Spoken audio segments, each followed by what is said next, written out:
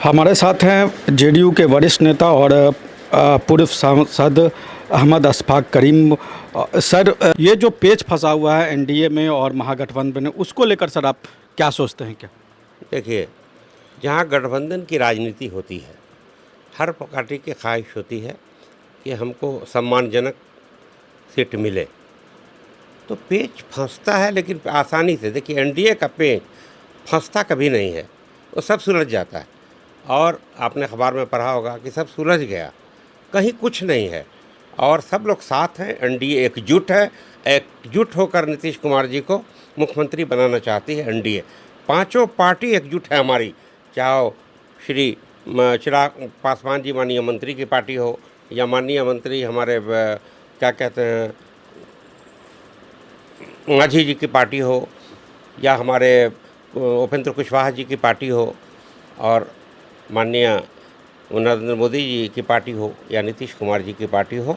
सब एकजुट है, कहीं कोई झंझट नहीं है। ये सब ऐसे ही फैलाया जाता है।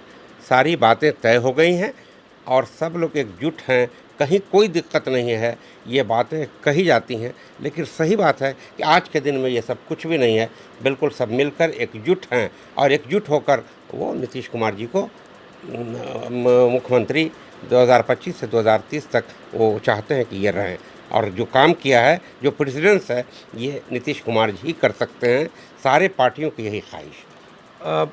आरजेडी खासतौर पे तेजस्वी यादव ये कहते रहे थे कि उनकी जो प्लानिंग थी रोजगार को लेकर, युवाओं को लेकर, जो भी नौकरी को लेकर, उनकी बातों को अब नीतीश कुमार जो 17 महीने के कार्यकाल में वो उप मुख्यमंत्री थे, उस दौरान जो उनका एजेंडा था उसको नीतीश कुमार अब लागू कर रहे हैं।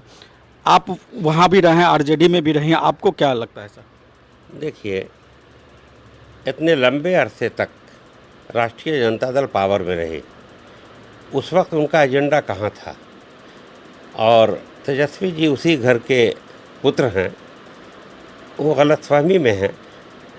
मुख्यमंत्री ने किया था वो रोज़गार, या उप मुख्यमंत्री ने किया? जो चाहता है मुख्यमंत्री वही होता है। तो मुख्यमंत्री की जो सोच है, जिस तरह से बिहार को उसने सजाने का काम किया और जिस तरह से रोज़गार देने का काम किया है, ये कभी राष्ट्रीय जनता दल ने इतने लंबे अरसे तक काम किया क्यों नहीं किया? सवाल ये पैदा होता है, लोगों को भ्रमित करना है, वोट की राजनीति करना है। लेकिन आज भ्रमित होने वाला नहीं है नौजवान। नौजवान जानता है कि नीतीश कुमार ने ही 10 लाख 12 लाख रोज़गार दिया है और आगे भी इंडस्ट्री बना रहा है, उद्योग लगा रहा है, इसलिए कि रोज़गार ज़्यादा से ज़्यादा मिले और वो कुछ कह सकते हैं, वो लुभा सकते हैं। अभी उन्होंने कह दिया कि हर घर का एक आदमी सरकारी नौकरी में शामिल होगा। वो जोर करके देख लें कि आज कितने हैं पूरे और कितने को वो जोड़ लेंगे। देखिए, ये सब मतलब कहीं पर से ये बात किसी को 2 करोड़, उसके इनके हिसाब से 2 करोड़ से ज़्यादा परिवार हैं, तो 2 करोड़ नौकरियां क्या आप संभव लगता है कि बिहार में 2 करोड़ नौकरियां हैं सर? देखिए, ये बचकाना वाली बात कह गए हैं वो, और रिपीट करते हैं। कम से कम अभी भी उस बात को वापस लेना चाहिए उनको। वैसे उनकी सरकार बनने नहीं जा रही है, लेकिन फिर भी एक जिम्मेदार व्यक्ति हैं, ऐसी बात नहीं करनी चाहिए जो हकीकत से परलय हो। ये एक डिप्टी चीफ मिनिस्टर रहे हैं और आज अपोजिशन लीडर हैं। कुछ बात ऐसी बोलनी चाहिए जो लोगों को अपील करे। इस तरह की बात, बचकाना हरकत उन्होंने किया है। बहरहाल अभी उम्र कम है, तजर्बा कम है, फिर हो सकता है 10-20 साल बाद तजर्बा हो जाए, समझ जाएंगे।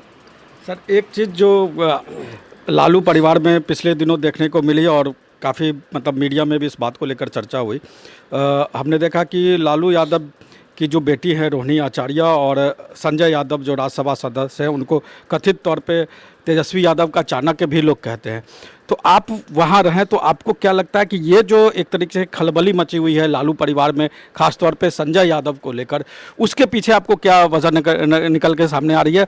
क्या आपको लग रहा है कि वो वाकई में चाणक्य थे या फिर उनकी वजह से परिवार में टूट की स्थिति बनी हुई है? देखिए, बात तो में दम है। देखिए, उनको अच्छा मशीरकार रखना चाहिए जो बिहार का हो और तजर्बाकार हो। उनको ये बात ध्यान देना चाहिए। घर का मामला है, उनके पार्टी का मामला है, मैं इस पर बहुत टिप्पणी नहीं करना चाहता, लेकिन उनको थोड़ा रिव्यू करना चाहिए कि किसको अगल बगल में मुझे रखना चाहिए। और एक बात हमेशा याद रखना चाहिए कि महात्मा गांधी जी महात्मा क्यों बने? महात्मा इसलिए बने कि बगल में मौलाना आज़ाद बैठते थे, बगल में सरदार पटेल बैठते थे, तब महात्मा बने। गांधी जी को महात्मा का खिताब मिला। तो जब तक ऐसे लोगों को आप बगल में नहीं बैठा लेंगे, तब तक आपकी ऊंचाई नहीं होगी और लोगों को जितना सराहना चाहिए उतनी सराहनीय आपकी नहीं होगी और आपकी सोच में तब्दीली नहीं आएगी और आपका तजर्बा नहीं होगा।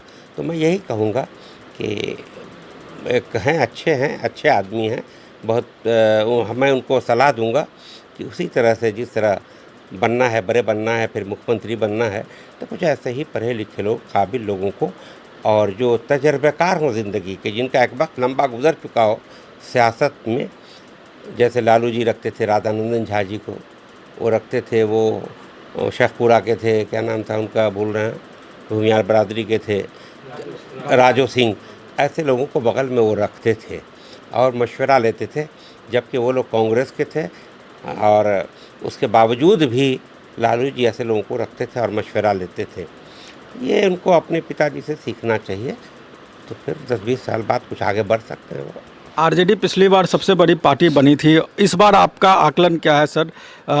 क्योंकि आप राजनीतिक की भी, मतलब आप राजनीतिक तो हैं लेकिन राजनीतिक की भी आपकी अच्छी समझ होती है, रही है और हमने कई बार आपसे जब चर्चा हुई है तो आपका जो अपना आकलन रहा है, कई बार हमें देखने को मिला कि वो हकीकत के आसपास रहा है।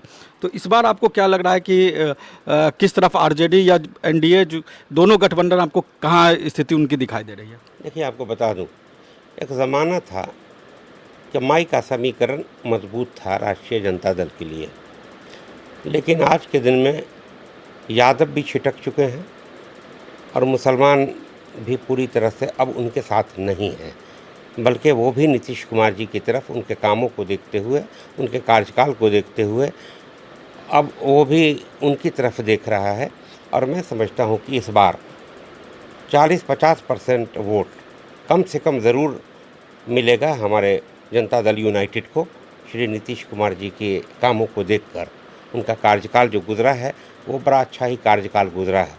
इसको देखते हुए तो सवाल है, माई में सेंध लग गया, आपसे बताएं कि वाई में सेंध लग गया, तो उनका जो जोरन था वही ख़त्म हो गया है। तो इससे समझा जा सकता है कि उनके पास अब कौन वोट बचा है जिससे उनकी उम्मीद है कि सरकार बन जाएगी। मैं कहता हूँ कि इतनी सीट उनको आ सकती है कि एकाक राज्यसभा हो जाए, इतनी सीट उनको आ सकती है, इससे ज़्यादा सीट उनको नहीं आ सकती है।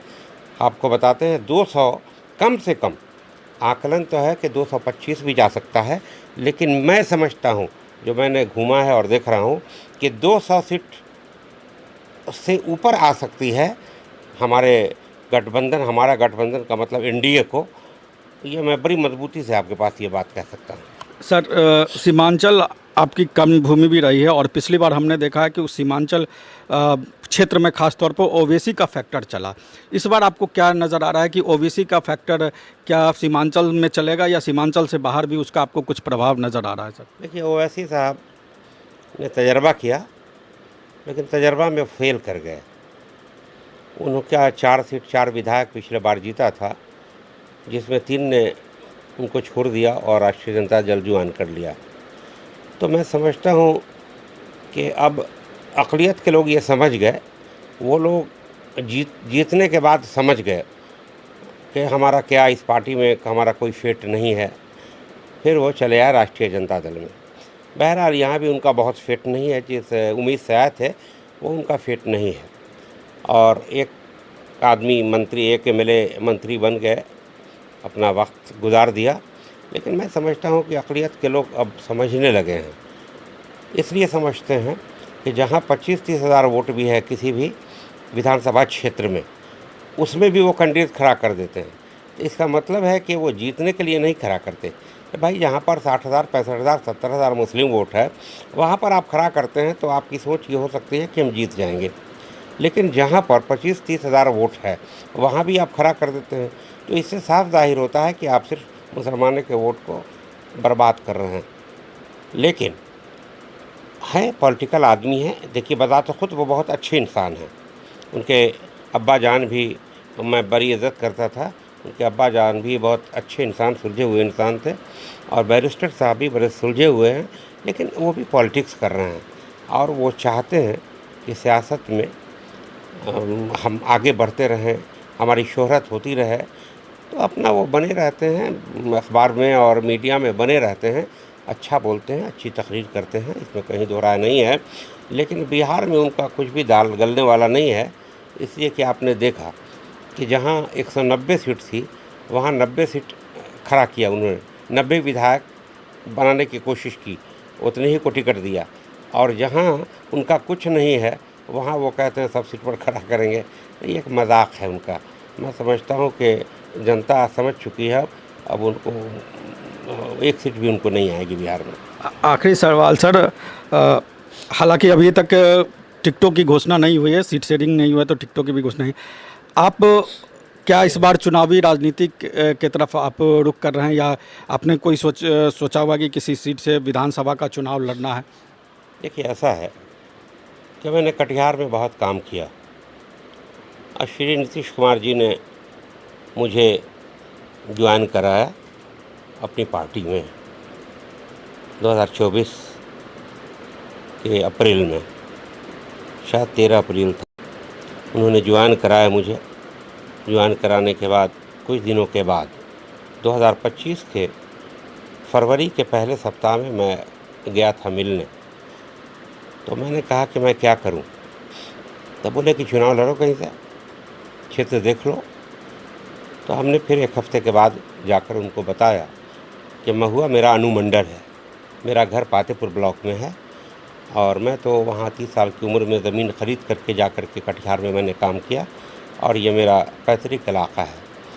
तो हम महुआ पिछले बार हार हो गई थी आपके कैंडिडेट की। मैं चाहता हूँ कि महुआ लड़ूँ, आप चाहते हैं कि मैं लड़े तो महुआ लड़ूँ। उन्होंने कहा कि नहीं, जाओ मेहनत करो। और मैं हमेशा जाता रहा। और श्री विजय कुमार चौधरी जी जो माननीय मंत्री हैं, वो बैठे रहते थे और हमेशा वो कहते रहे कि देख लीजिए चौधरी जी, यही लड़ेंगे, करीम साहब चुनाव लड़ेंगे, यही लड़ेंगे, इनको ही लड़ाना है, ये हमेशा कहते रहे। कभी और भी लोग बैठे रहे, उनको भी कहा कि यही लड़ेंगे, और उनका जो करता धरता है वहाँ उसको सामने कहते थे कि करीम साहब चुनाव लड़ेंगे, सबको तुम बोल देना कि इनका गड़बड़ा नहीं। हमेशा बोलते रहे, फरवरी से लेकर अभी तक, यानी लास्ट टाइम हम गए थे 10-15 दिन पहले, उस वक्त तक, उस दिन भी कहा विजय चौधरी जी को उन्होंने। तो बहरहाल मैंने मेहनत शुरू किया वहाँ, और इतनी मेहनत किया मैंने कि रमज़ान में 29 दिन का रोज़ा हुआ था इस बार, महीना रमज़ान का। उस रमज़ान में भी दिन दिन भर हम काम करते रहे। और फरवरी से जो अभी तक 8 महीने तक मैं बिल्कुल घूमता रहा, लोगों से मिलता रहा। लोगों ने मुझे पसंद किया। लोगों ने कहा, अक़लियत के लोग भी आकर यहाँ पार्टी में सभी बड़े नेता से मिले और कहा कि हम लोग अगर अशफाक़ करीम खड़े होंगे तो हम अक़लियत के लोग पूरी तरह इनको वोट देने का काम करेंगे। ये सब उन लोगों ने कहा। लेकिन मैंने महुआ में कभी ये नहीं कहा कि मैं चुनाव लड़ने आया हूँ। मैंने कहा, आज तक मैंने नहीं कहा कि मैं चुनाव लड़ने के लिए हूँ। मैंने कहा कि मैं नीतीश कुमार जी ने इतना अच्छा काम किया है, पिछले बार हार हो गई, इसलिए मैं मजबूत करने आया हूँ।